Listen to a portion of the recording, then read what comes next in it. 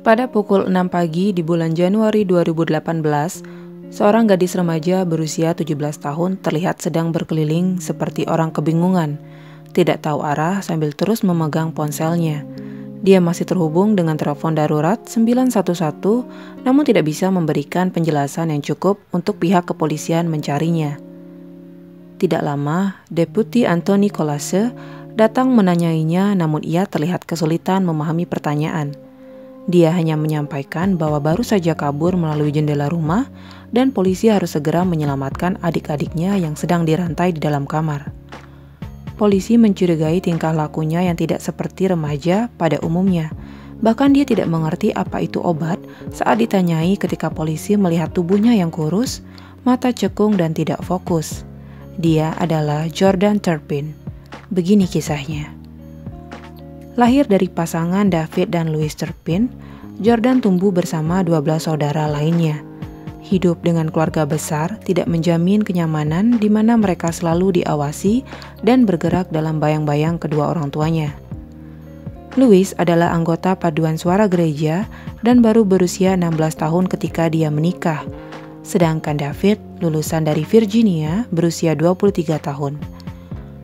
Pasangan muda dari West Virginia itu sangat aktif dalam komunitas gereja Pantekosta. Pada tahun 1990, mereka tinggal di Texas dan sejak itu memberitahu orang-orang bahwa Tuhan telah memanggil mereka untuk memiliki anak sebanyak mungkin. 4 tahun kemudian, anak pertama Jennifer Turpin lahir. Sejak itu, keluarga Turpin membatasi bahkan menutup komunikasi dengan keluarga besar mereka. Juga kerap berpindah tempat tinggal ketika kehidupan mereka diusik oleh tetangga sekitar, cenderung menutup diri dan tidak ingin bersinggungan dengan orang asing. Untuk masalah pendidikan, David membuat sekolahnya sendiri di rumah, di mana ia sebagai kepala sekolah dan Louise sebagai gurunya. Sebelum itu, hanya anak pertama mereka, Jennifer Turpin, yang pernah mengikuti sekolah formal sampai kelas 3 SD. Dan kemudian berhenti karena laporan beberapa guru yang melihatnya tidak terurus dan datang ke sekolah dengan baju yang tidak dicuci dan rambut kusut. Semua temannya memanggil Jennifer sampah karena bau dari tubuhnya yang tidak pernah mandi. Sejak saat itu tidak ada satupun anggota Turpin yang ikut sekolah formal. Pada tahun 1999, mereka pindah tempat dengan anak yang berjumlah 4 orang, bertambah lagi menjadi 9 dan kemudian 13. Tidak lupa selalu mengambil foto keluarga bersama dengan bahagia untuk dikirimkan ke keluarga besar David dan Louise. Cukup mereka dan ke-13 anaknya. Muncul kemungkinan bahwa mereka mendalami suatu sekte tertentu yang bertentangan dengan ajaran kepercayaan mereka. David dan Louise sering menggunakan Alkitab untuk membenarkan pelecehan kepada anak-anaknya dengan ancaman memiliki hak untuk membunuh mereka jika mereka tidak mendengarkan. Sang ibu Louise mengatakan, bila mereka mengambil satu permen saja, dia berhak untuk memukul dan menyeret mereka di tangga. Hari-hari berikutnya bagaikan neraka bagi ke-13 saudara ini. Jika Louise berteriak dan menyumpahi mereka, maka tugas sang ayah adalah menendang dan memukul dengan ikat pinggang dan tongkat, juga mengurung mereka di kandang anjing tanpa makanan. Pernah suatu kali Jordan tertangkap sedang menonton video online dan dia dicekik kemudian dipukul di tempat tidur sebagai hukuman. Orang tuanya memang memberi satu ponsel untuk memantau mereka. Di sana dia menyukai penyanyi terkenal Justin Bieber. Hal yang menyenangkan baginya adalah dengan menonton setiap video Justin Bieber dan menyadari betapa sangat berbeda kehidupan di luar sana. Pakaian yang bagus, bersih, dan bisa bermain dengan bebas. Hingga ia secara tersembunyi merekam dirinya sendiri bernyanyi di kamar dan mengunggahnya di YouTube. Akhirnya setitik harapan mulai muncul dari hadirnya sebuah komentar di salah satu video Jordan. Aku selalu melihatnya bernyanyi di ruang sempit dan malam hari. Apa dia baik-baik saja? Pertanyaan itu ditanggapi Jordan dengan mulai menceritakan kehidupan yang ia alami. Sang pemberi komentar menanggapi hal tersebut tidak wajar bagi seorang remaja untuk hidup dengan kondisi seperti itu. Kau sebaiknya segera menelpon polisi. Kondisimu termasuk dalam tindak kekerasan dan pelecehan. Jordan kemudian memberitahu Jennifer tentang komentar itu. Mereka akhirnya menunggu momen yang tepat untuk bisa melakukan telepon darurat.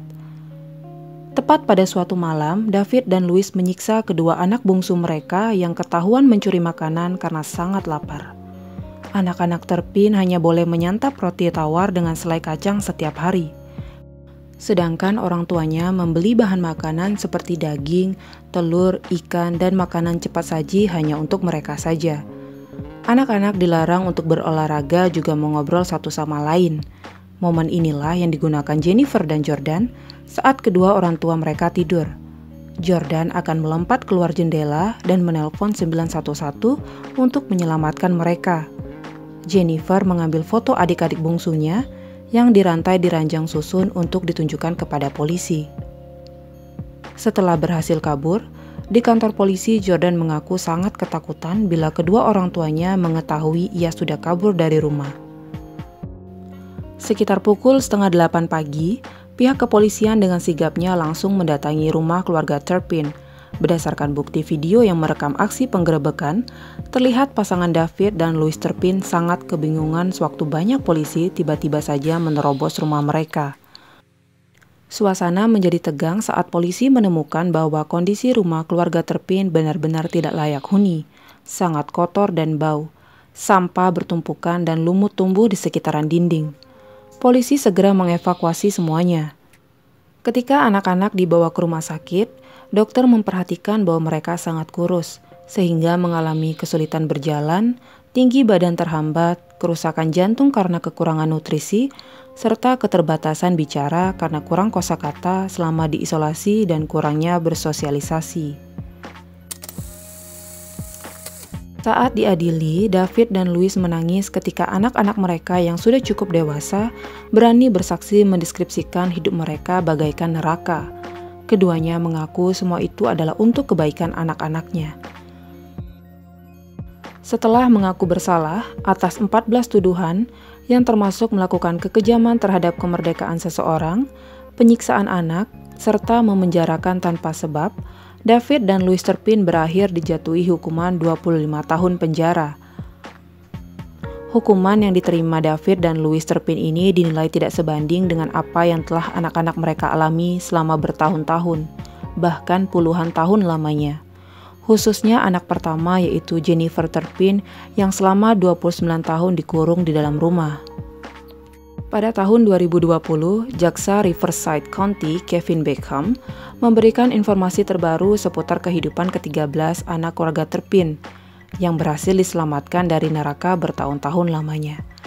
Beberapa anak yang sudah berusia dewasa sejak pertama kali diselamatkan memutuskan untuk hidup mandiri, memiliki apartemen dan pekerjaan sendiri sembari melanjutkan sekolah mereka. Beberapa di antaranya juga memutuskan untuk melakukan pekerjaan sosial.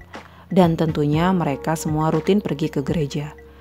Dari ke-13 anak ini, hanya Jordan dan kakaknya Jennifer yang bersedia tampil untuk menceritakan kisah mereka.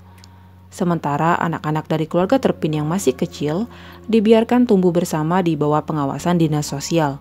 Mereka yang masih kecil lebih mudah melanjutkan kehidupan masing-masing karena belum terlalu lama mendapatkan siksaan dari orang tua mereka. Ada juga beberapa anak dari keluarga Turpin yang memutuskan untuk mengganti nama mereka, tetapi masih tetap saling kontak satu sama lain. Itulah akhir dari kasus keluarga Turpin. Sekian, terima kasih telah mendengarkan.